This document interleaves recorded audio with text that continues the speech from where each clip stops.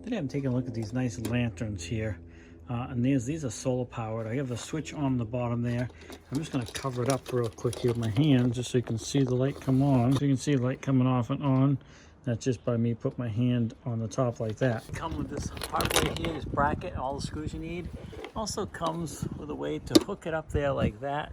Now you do have this clip if you want to use this clip, but if you don't want to, you can hook it up there like you traditionally would hook a lantern.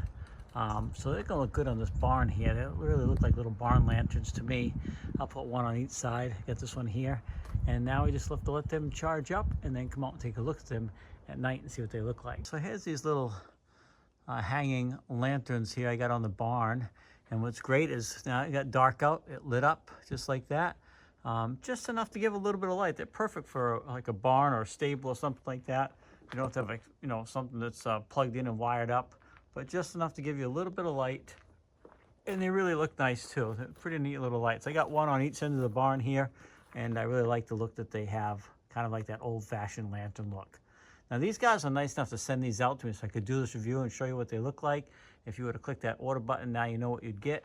I really like them. I want to thank them for sending them out, and I really hope this short video helps you out and you can determine whether or not these are right for you. But I give them 2 thumbs up. Nice lights overall.